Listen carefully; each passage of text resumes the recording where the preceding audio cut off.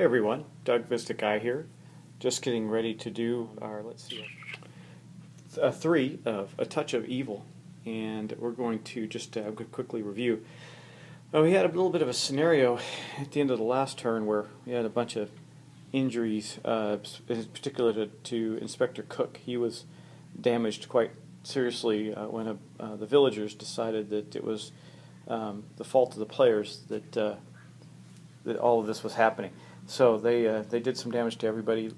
She took a point of damage. She took a point of damage, as did Karl. But really, Inspector Cook got the brunt of that, taking 3 points of damage and only surviving because of his little Jack the servant boy keeping him going. He's going to have to make a mad rush to the town center and see the doctor. But that said, we did have a couple of encounters with our villain, the Spectral Horseman. And we are on 17 of the Shadow track, heading on down to 1. Hopefully it will have the showdown with the big bad guy before we even get there. Anyway, without further ado, let us move on to our turn 3.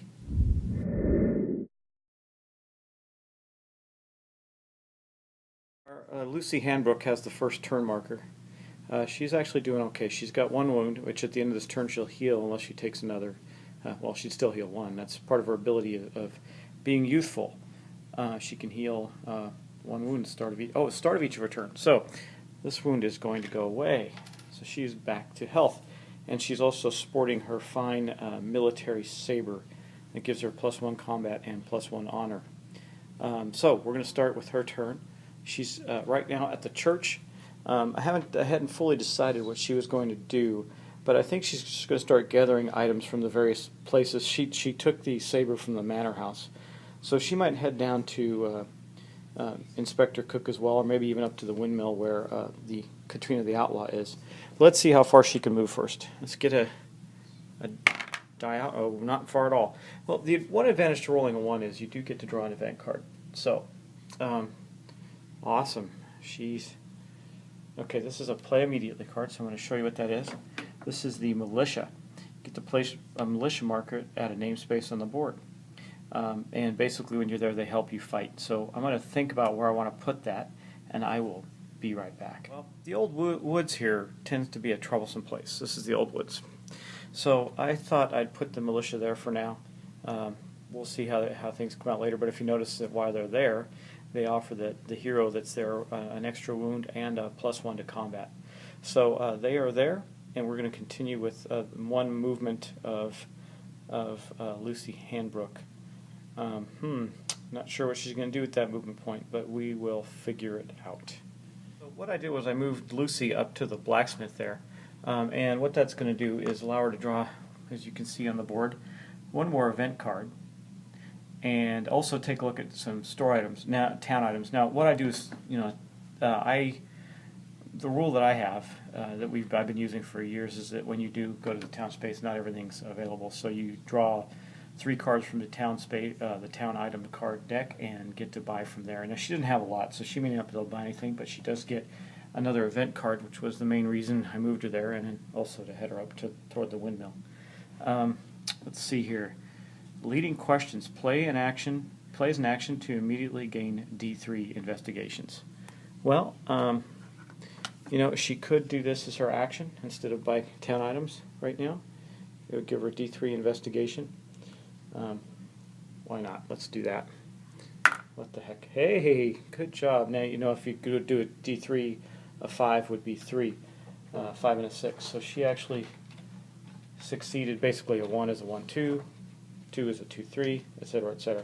So she basically got some additional investigation tokens there, which means maybe next time she can make a purchase. I gotta look up and remind myself if making a purchase in action. I believe it is, but if it isn't, I'll come back. If not, we'll end Lucy's turn right there and move on to Karl. Specifically says that it requires an action. I'm going to say that she cannot also then take the action to buy town items, and that will end Lucy Hambrook's turn. So the next turn will be Karl the soldier.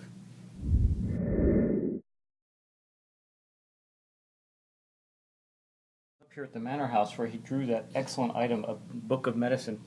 But regardless, we're going to roll, make a movement roll for him and head him somewhere else. He rolled a 5, so he can actually get somewhere. He might go across. He hasn't been to the exploring the windmill either yet, so that may be a congregation area this turn for some of the heroes. He's going to go 1, 2. Oh, hold on. I gotta just. Yeah, okay. So he may not do that. Let me think about that for just one more moment before we move him on. Karl is going to go 1, 2, 3, 4 over to the windmill, where he will then draw a windmill card. We'll see what that is. In the windmill, he's up in the. As you can see, there's up in the top parts of the windmill. High atop the windmill, the wind whistles in your ear, whispering its secrets. From here, you can see out across the entire countryside. Make a cunning test. If successful, you may immediately take a layer card for free. Well, that's not great because Karl's cunning is only a 2.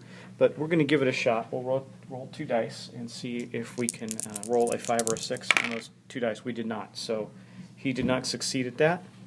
So he does not get to take a layer card for free.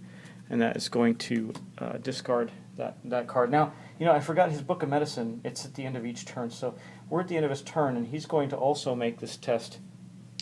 And he might also give this to, it's a cunning check.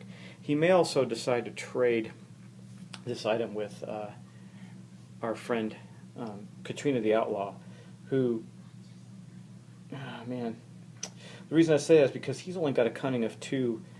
Katrina's got a cunning of 4. And if she lingers in that space, well, she doesn't want to, though, she can heal, try and heal Karl at the end of this turn.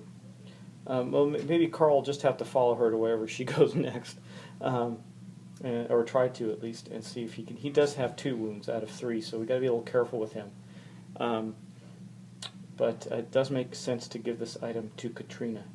So I think he's going to do that because he can still go to the doctor and heal at least one of his wounds at this time. So Karl's going to give up the book of medicine and give it over to Katrina, who's got a much better chance of actually utilizing the book effectively.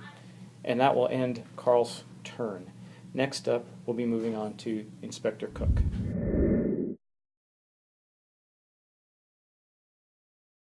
Really, he doesn't have a whole lot he's going to be able to do here. He's got to get to the doctor's office as quickly as possible. Yeah, he rolls a 5, so he can get there. 1, 2, 3, so he's going to move 3 to the doctor's office. From there, he's going to draw an event, and that event is Daybreak. I think this is an okay one. Remains in play. Play to discard an event or mystery card that remains in play. Okay, that's a good one. So when we have one of those remains in play cards, we can get rid of it, at least one of them. So we're getting a pretty decent bevy of event cards up here. Now he is at the doctor, so he can heal 1 wound per investigation tokens. He might as well do all 3. So here's the inspector. He had 5. We're going to get rid of 3 of them, and that will then take all 3 of the wounds off of the good inspector. Okay, and that is going to end the inspector's turn.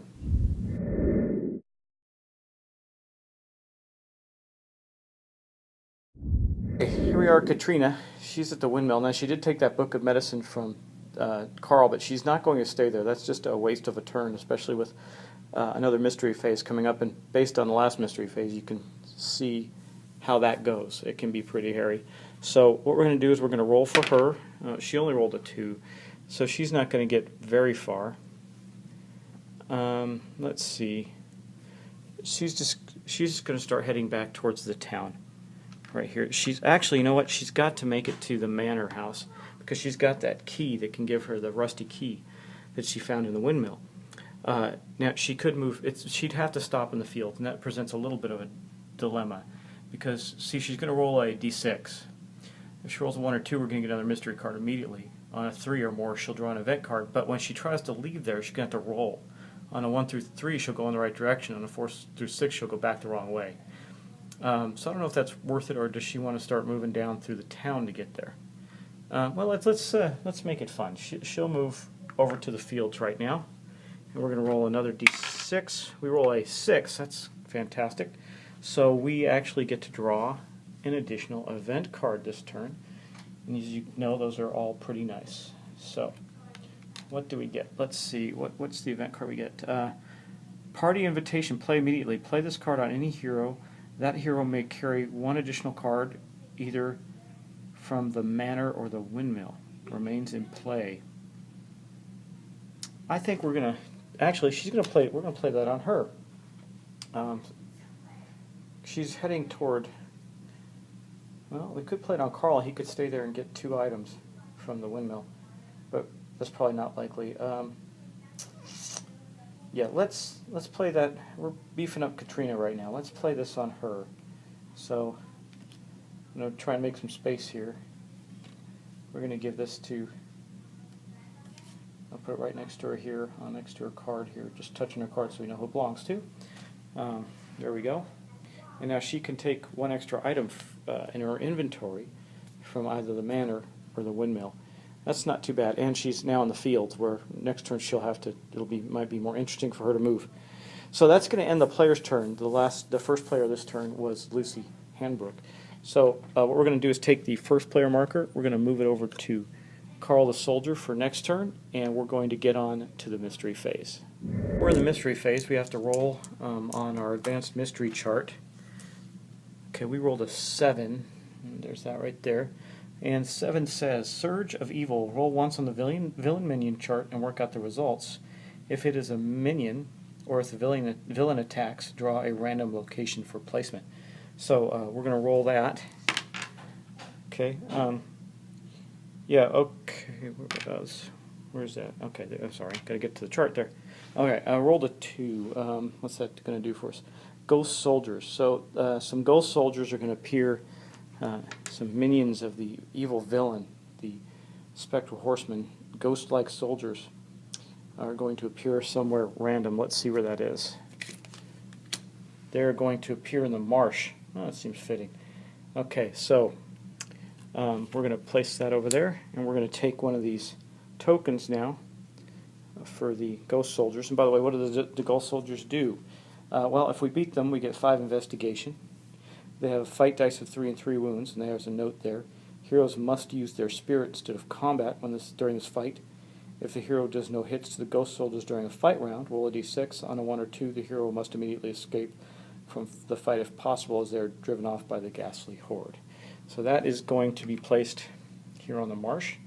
And that wasn't such a bad mystery phase for us. Not too bad at all. So let's move on. So to end our mystery phase, we drew our mystery card. It's the Devil's Mark. This card plays on the hero that drew it. Well, that's interesting. So at the time of the end of the mystery phase, we'd pass this on the first player marker. So in the cooperative game, when you're playing like this, you rely on the first player to determine this. So since I actually, unfortunately, the person that had this at the end of the turn when we were to do the mystery phase before we moved on to the next turn would have been Lucy Hambrook. Either one of them, their cunning is not good to begin with, but let's play it like it says. I think we'll have to give this to Lucy. So she's got the Devil's Mark, and it makes her just a little less cunning, so she's definitely going to have to rely on her spirit in combat to get her along. But that is going to officially end turn 3.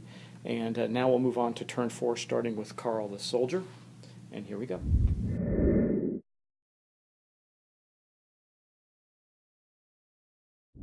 Karl is still up at the windmill, but he's kind of hurt.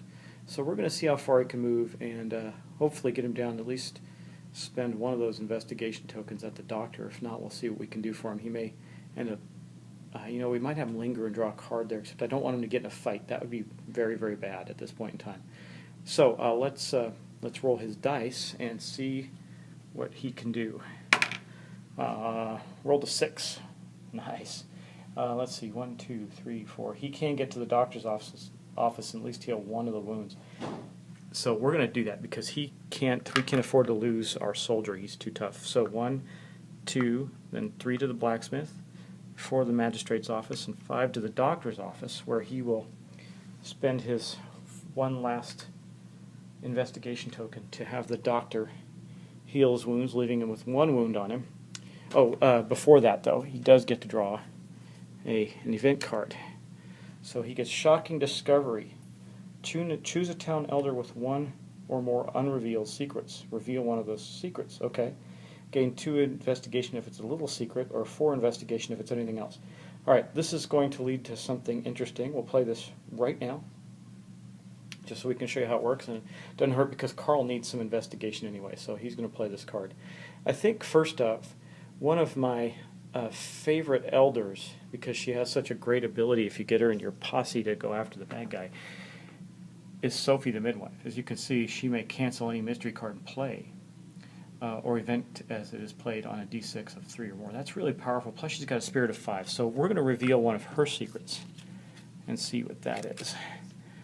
Her secret is, this bites. Okay, Servant of Darkness. Working in the shadows, the town elder has been seduced by the dark promise of power and riches.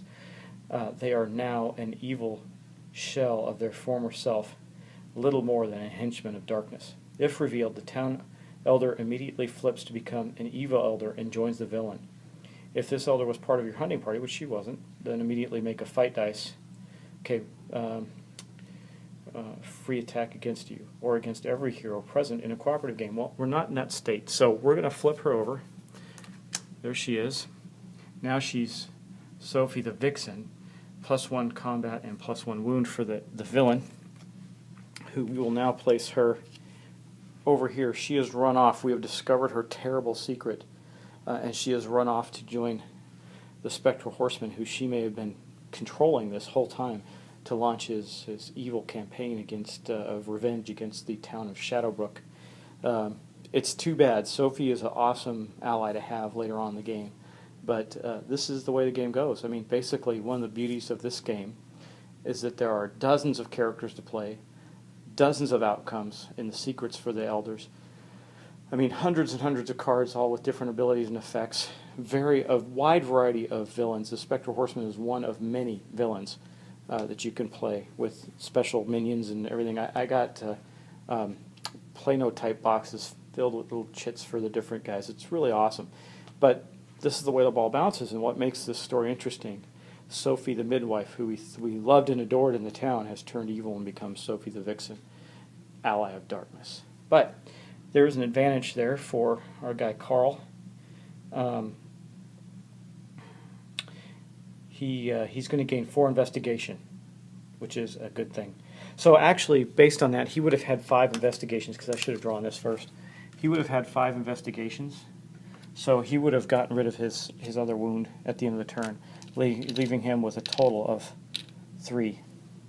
So he's now got no wounds and 3 investigation tokens, and that's going to end his turn. Now we're going to go back to, we can get rid of this secret card here. It's no longer important. I'll leave it down with Sophie just so we know what it was. I actually can discard it. Okay, now next we're going to go to Inspector Cook.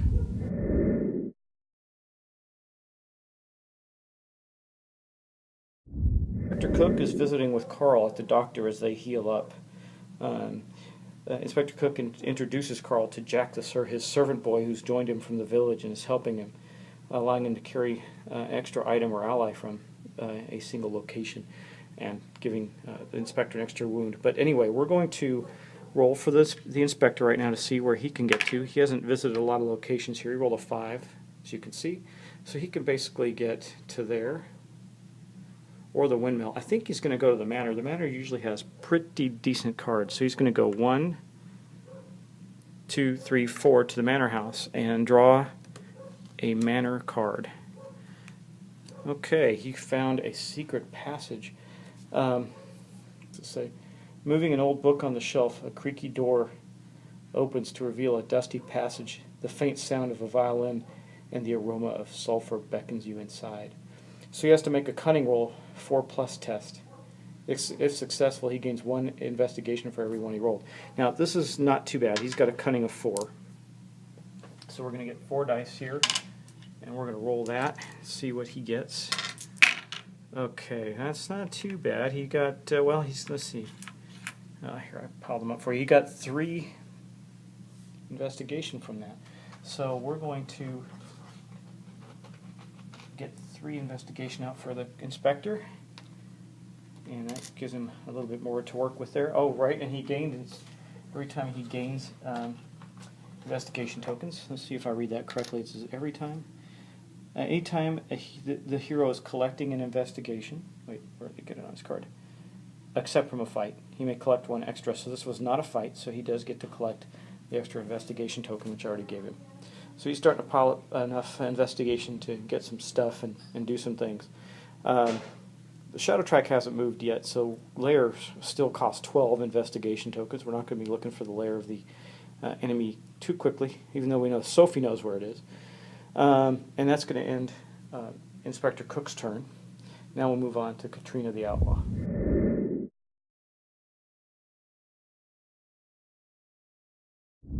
If you recall, Katrina was trying to make her way over to the manor house for use the rusty key there and gain some stuff. But she is in that space in the field, so she's going to have to roll. Of course, she rolled a 6, so she came out in the fields in the wrong spot. That's going to move her. That's not her movement. That's just the roll to see where she comes out. Now she rolled a 5 for her movement, so she's going to go 1, 2. She could search the windmill again, even though she's already got the rusty key. I don't think she's going to do that. 3, 4, 5. She moved down to the blacksmith's there. She didn't have enough money to buy anything, but she does have the ability to get an event card there. So we're going to draw that. And that is going to be this card here. Endurance. Play immediately. Play this card on any hero. Okay. Well, she's already tough as nails. I think that we might give this to Karl. Karl, because he could use the extra wounds. He's going to be one of our main fighters. So what we're going to do is we're going to give Karl that fine card right there. Endurance. That's awesome. Okay, that's going to end Katrina's turn. Now we're going to be moving on to Lucy Hambrook.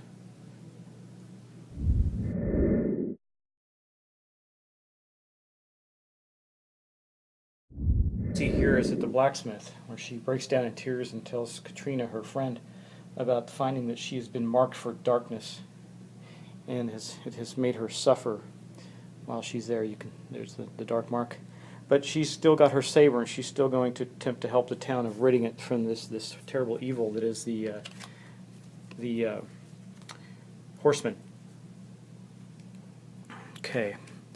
Now let's move on from her. She's going to roll her movement. She rolled a 1. Wow, we're not doing too good on the movement here. You know, actually, yeah, she could have stayed there and bought some stuff, but it's okay. She's not going to do that because I didn't declare it. Okay.